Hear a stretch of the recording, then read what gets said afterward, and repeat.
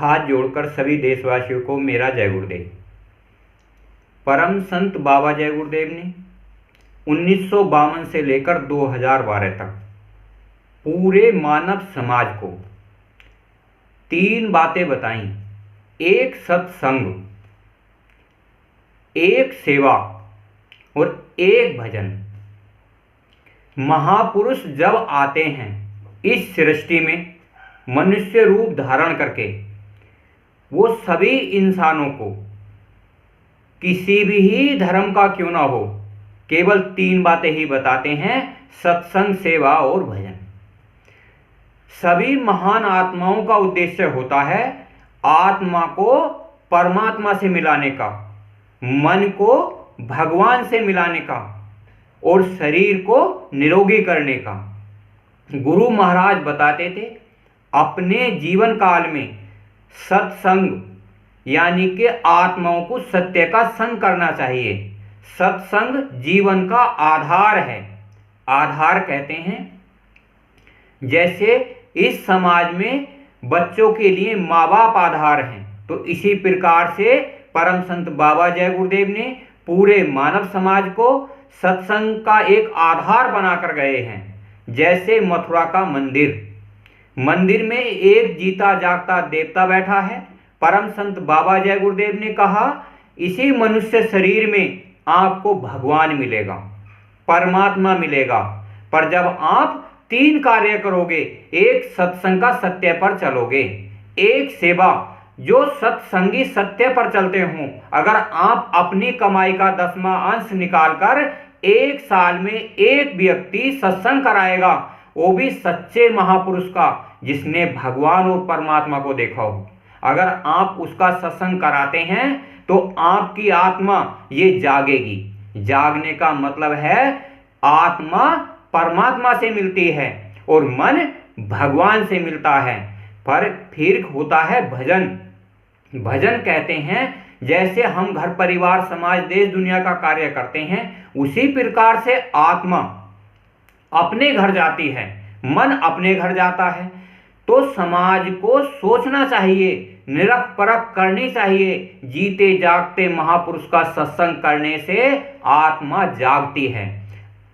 संसार में चाहे वो इंसान किसी भी धर्म का क्यों ना हो, किसी भी जाति बिरादरी का क्यों ना हो, परंतु आत्म जगाने का काम सभी मनुष्यों का है। क्योंकि आज मनुष्य शरीर हरि मंदिर भगवान का बनाया हुआ है। चाहे वो किसी भी धर्म का हो, किसी भी मजहब का क्यों ना हो, हमें सोचना चाहिए एक वर्तमान समय में आपको सच्चे महात्मा की युक्ति के अनुसार साधना करनी चाहिए। जो वक्त का महात्मा होता है, जो वर्तमान का होता है, वो मनुष्य रूप धारण करके इस संसार में आता है। वो सच्ची युक्ति से आत्मा को परमात्मा में मिलाता है।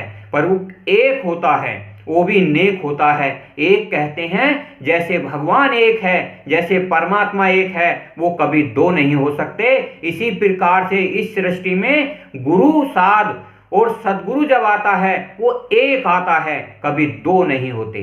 क्योंकि परमात्मा ये चाहता है क्योंकि आत्माओं में विखंडन ना पड़े। गुरु महाराज ने कहा, एक सत्संगी ने हमसे पूछा कि आत्मा और परमात्मा का भेद क्या है। जब कोई संत सदगुरु आते हैं तो जीव आत्माओं को अपना भेद बताते हैं। कहते हैं हम आए उस देश से जहां तुम्हारा धाम और तुमको घर पहुंचाना एक हमारा काम। जैसे परम संत बाबा जय गुरुदेव ने कहा, बच्चों मैं तुम्हें लिवाने आया हूं, आप परमात्मा का अंश हो, आप भगवान का अंश हो। जैसे मन है भगवान का एक तत्व है, आत्मा परमात्मा की अंश है और ये शरीर अपने माँ बाप का अंश है। उसी प्रकार से संत सदगुरु मनुष्य रूप धारण करके जो हरि मंदिर बनाया है उसमें आत्मा को जगा लेते हैं, मन को जगा लेते हैं। तो कहते हैं अंतर्दृष्टि से, जिसे कि तीसरा नेत्र कहते हैं, उससे भगवान के दर्शन करो। जब इंसान कोई योग साधना के द्वारा, सच्चे सदगुरु के द्वारा ध्यान करता है, भजन करता है, दिव्य दृष्टि खुलती है तो भगवान के दर्शन होते हैं। भगवान कहते हैं अपने मन को, जो 3 लोक का मालिक है, जब आत्मा और मन भगवान के दर्शन करते हैं तो लिंग लोक देखने को मिलता है, सूक्ष्म लोक देखने को मिलता है, कारण लोक देखने को मिलता है, और स्थूल शरीर में हम तुम सब जीवात्माएं रहती हैं। ये संसार इन चरम आंखों से दिखता है। तो जो दिखता है तो धोखा किस बात का? धोखा वो इंसान देता है जिसने लाल पीले नीले कपड़े पहनकर दाढ़ी बाल रखाकर समाज को गुमराह करना शुरू कर दिया। गुमराह कहते हैं इस संसार में कामी क्रोधी लालची, इनसे भक्ति ना होई, भक्ति करे कोई सूरमा, अपना वर्ण सब खोए। यानी कि इंसान काम क्रोध लोभ मोह अहंकार के कारण लाल पीले नीले कपड़े पहनकर भक्ति भाव नहीं कर सकता, क्योंकि गुरु महाराज ने कहा था सत्संग सेवा और भजन। बाबा जी ने बताया शील क्षमा संतोष विरह विवेक सेवा सत्संग और भजन जिसमें होता है वो भक्ति करता है। और भक्ति करने वाली जीवात्माएं जब जब समय आता है तो अनेक जीवात्माएं होती हैं। जैसे परम संत बाबा जय गुरुदेव ने अपने जीवन काल में सारी इंसानों की मनोकामनाएं पूर्ण की। जैसे मथुरा मंदिर में कहा एक जीता जागता देवता बैठा है, आपकी एक मनोकामना पूर्ण करेगा। तो कितना बड़ा सौभाग्य है। करनी करो मार मंडालो। जैसे संत सदगुरु आते हैं अपना भेद बताते हैं। जैसे गुरु महाराज कहते हैं कि मैंने ईश्वर देखा है, मैंने परमात्मा देखा है, तो ये बात जीव आत्माओं से बताते हैं, जिससे कि जीव आत्मा काम क्रोध लोभ मोह अहंकार के कारण वो भगवान को देख नहीं पाती, परमात्मा से मिल नहीं पाती, साधन भजन बन नहीं पाता, सत्संग में इंसान जा नहीं पाते। तो गुरु महाराज कहते हैं कि तुम अपना घर परिवार समाज का भी कल्याण कर लो। जो दुख बीमारी आ रही हैं तो उनसे भी आप बच जाओ। तो बाबा जी ने कहा कि अपने जीवन काल में जब तक आपका ये मनुष्य शरीर रहे शाकाहारी रहना, और आप अपने घर परिवार समाज से कहते रहना शाकाहारी हो जाओगे और आने वाले समय में बीमारियों से बच जाओगे। गुरु महाराज ने कहा था साग सब्जी, अगर आप साग सब्जी का इस्तेमाल करोगे और दोपहर का आप भोजन ग्रहण करोगे, शाम को दूध मलाई का इस्तेमाल करोगे, तो ये मनुष्य शरीर हरि मंदिर आपका स्वस्थ रहेगा। बाबा जी ने कहा था 3 कर्म होते हैं, क्रियामान कर्म, संक्षिप्त कर्म और प्रारब्ध कर्म।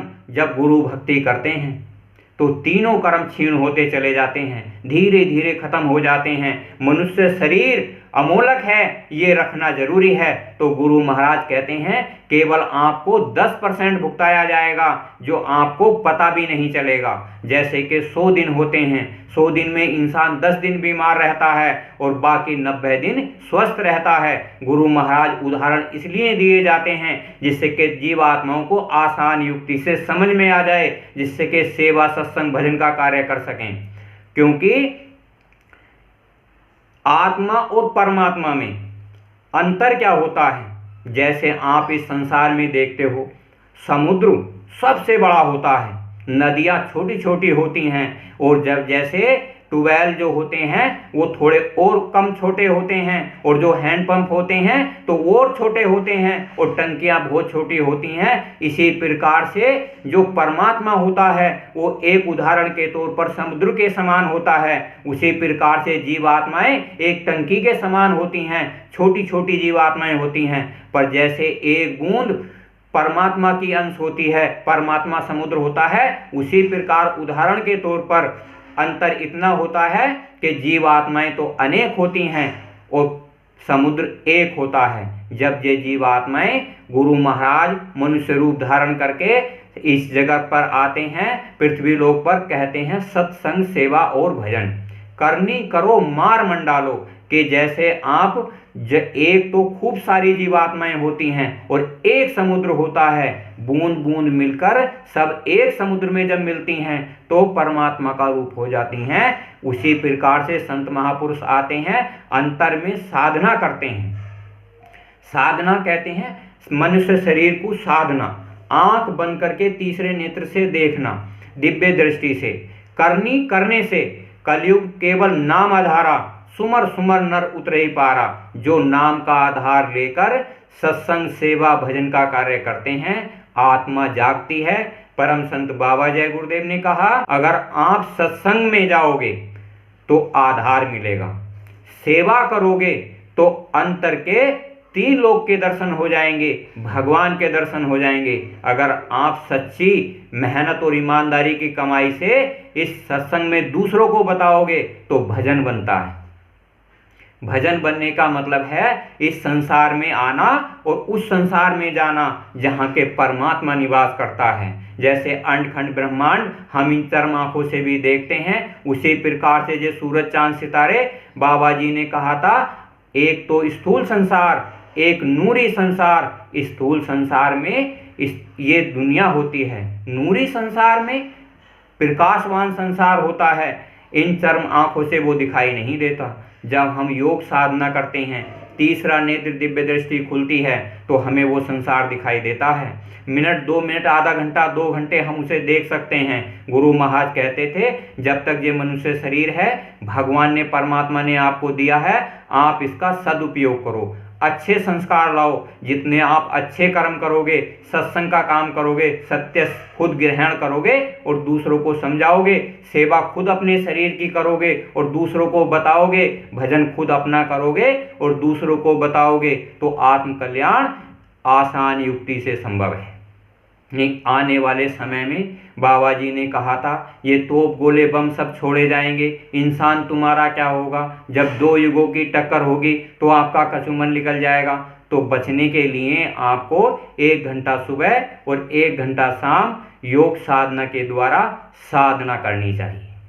करने से आसान युक्ति से भगवान और परमात्मा दिव्य दृष्टि से कुछ ही समय में दिखने लगते हैं। गुरु महाराज बताया करते थे भगवान कैसे देखा जाता है। अगर आप सच्चे महात्मा की शरण में पहुंच जाते हैं तो गुरु महाराज बताते हैं जैसे मैं तुम्हें देखता हूं, तुम मुझे देखते हो। दिव्य दृष्टि खुलने पर वो नूरी संसार नजर आ जाता है। हाथ जोड़कर सभी देशवासियों को मेरा जय गुरुदेव।